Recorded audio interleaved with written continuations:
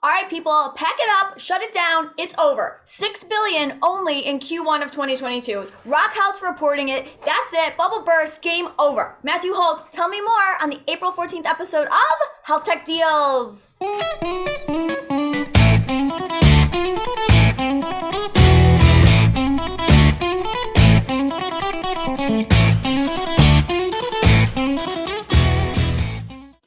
Well, what do you think? Rock Health says 6 billion Q1 down from last quarter. Yeah. It's down from like 7 billion. It has, look, no question it's cooling off a little bit, but they also don't do foreign stuff, right? So they've missed the $550 million that was Dr. Lee by itself and all that stuff in Europe that we reported on. We're not seeing, and there have been some really big deals and some later stage deals as well. You know, there was 100 million plus for Brightline and a bunch of others that we reported on. So, yeah, it's cooling off a little bit. But don't forget, 6 billion would have been a good year about 3 years ago, and now it's a quarter, and it's down, right? It's all over. So, there is still a ton of private money out there. Still people raising funds. There's still a lot going on. But the one we're about to do. I was going to say this to you. Two things. Number one, have you seen startup health numbers yet or no? I have not, but then I haven't looked. I have not either. We'll have to look and see if they're always about 50% higher. So, but then again, they were. There's a lot of moonshots, Matthew. There's a lot of moonshots out there. Yeah. And then the other thing I was going to say is, do you think maybe the funding was impacted by the late cancel on JP Morgan? Because usually I feel like a lot of stuff happens at that meeting that then closes. Yeah, may not have helped, but on the other hand, there's been a lot of, the two big sectors that they're digital health, which is the smaller one, and biotech, have both public markets taken an absolute bath in the last year and a half. As have bizarrely secondhand car marketplaces. I was on an article today. Carvana is down, but Shift, Vroom, and the other one are off from, are off by 95% each from their highs, wow. Even though car prices are going up. So who knows? So there's a lot of sectors in technology that are in trouble, and, in public markets, and it does reflect in private markets eventually, but not really quite yet. Okay, well, grab your timer. Let's do these deals. Okay. Let's go. All right, Real gets 37 million, brings her total up to 53. This is a mental health app for LGBTQ, people of color, underserved populations. Tell me more. Yeah, this seems to be one of those automated apps. Apparently, it's according to our friends at TechCrunch, it's very complicated. They thought a lot about it. It's got a very complex mood tracker. It's like a $13 a month thing. Aya and Sylvia, his sister, are ex-Cityblock, or current Cityblocker in that, as long as Al Ventures, Lightspeed, and a bunch of others. I wonder, we've seen Happify and Silvercloud go out. It's a tricky space if you don't have therapists, but then there aren't enough therapists, so it's good that someone's automating it. And obviously that population has specific needs. So I'm rooting for them. All right. Iris Telehealth, they get 40 million in a Series B round. Concord Health Partners, the AHA fund, is in this one. Yeah, this is another one of these virtual mental health companies that goes with current clinics.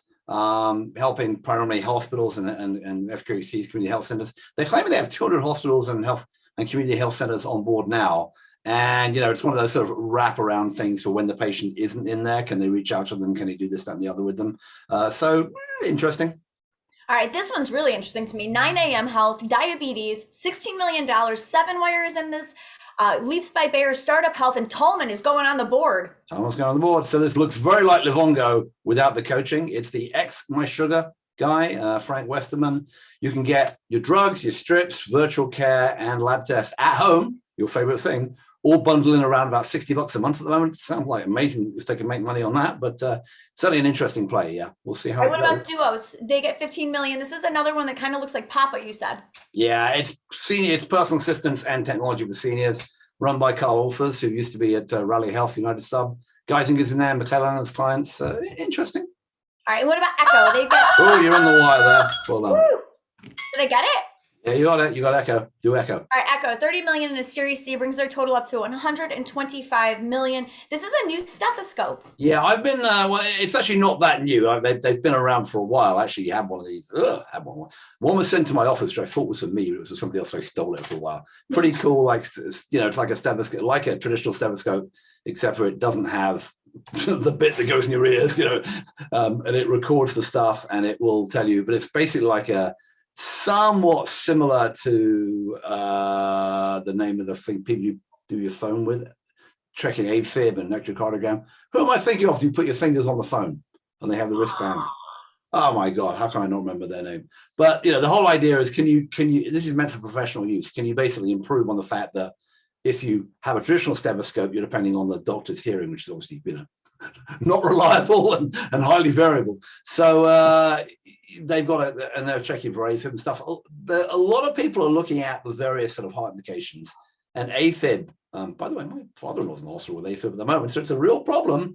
A lot of people have it up and down, and you're going to see a lot more tools for that.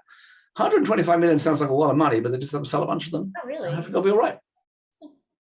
We'll find out. We'll find out. I don't know. I mean, I think that there are tools which are kind of going to be quasi either professional tools, or if you remember our friends at ASIO, the folks from Sweden, from Bayer, who've got like a phone-based one. They're going to try and track, heart pressure, or people like the CardioCall, the other one that Bayer backs, which has got, trying to get by the tone of the voice whether you've got AFib.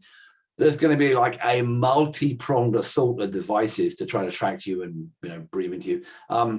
Pfizer, interestingly, was suggested, it made an offer for ResMed, which is an Australian public company which does breath sound. I was advising a teeny competitor of theirs, which got bought by another teeny company. But can you figure out things like by the crackle in someone's lung sound? Can you figure out what kind of COPD they have and if they're going to have exacerbation? All that kind of stuff. The tools for that is going to come. Is going to keep coming. And this is often because you can't catch that until it's too late. Well, I mean, I think what we're seeing is the slow democratization of devices, right? Eventually, these things will open the home. The computer will check in on you, and that's what. Go back to 9 a.m. and your friends at Livongo. That's what it was, right? It was which doesn't seem to be in 9 a.m., but it was a meter that called a nurse if you had something wrong with you, if your blood sugar was out of whack. Yeah. Then a nurse would call you, or alert a nurse, and the nurse would call you and say, "Hey, how you doing? And maybe you should take more insulin, or maybe you should eat some more candy bar," or whatever the story was. So yeah, I think that it's part of a bigger trend, and we'll see more. All right. See more than 6 billion, hopefully this quarter. Well, look, big picture wise, it was really, really crazy last year, as you know. Yeah, but I like poking. I know, but I mean, at some point, the thing's got to calm down a little bit, because why? There's so much upside here. Healthcare is a $4 trillion industry, Matthew Holt. I mean, you're right, and there is still, and look, we didn't cover some of the stuff like United buying. Well, we talked about it later, but United bought another clinic, bought a Kelsey Sewell clinic for we don't know how much, but for billions of dollars in Houston, and they are still spending roughly 2-3 billion a quarter on new acquisitions. So fine, still finding good. There's plenty of money in healthcare as we go, as you know. All right. To follow the money, head on over to Twitter and follow Mr. Holt at BoltyBoy. I am at Jess DaMassa, and you can sign up to receive our email newsletter from the Healthcare Blog if you go to thehealthcareblog.com, and you'll get all of these Health Tech Deals episodes, as well as the best of the blog, delivered directly into your inbox. It even came out last. It even came out this week. Is it weekly now? I like your idea. It comes out whenever we feel like it, but roughly about every week or two. I mean, it was on the weekend, then it was whenever we felt like it, and then we just kind of stopped, and it's back. What I'd like to say, that just to let you know, whatever's happening. Oh, just to let me know. The open rates are much higher now than they were. Maybe it's because you've been bullying me, and therefore the surprise. I think the surprise attack of it not being on a schedule. People are like, "What is this? Why?" The open rate has bumped up a lot in the last few months, so I don't know what's going on. Good God, they sent one out. Let's open it. Here's all the interviews and all the health tech deals from the last 3 weeks. Well, we better cram some news in now, because I hear rumors that you're running off to Costa Rica and Florida and God knows where else. I'm going to Costa Rica, but no, I got a whole week. Worry about nothing. Yeah. All right. I've been people have been asking me if you can interview them. I said you can't have Jess take cues too long, but you can have me. And I'm waiting for responses.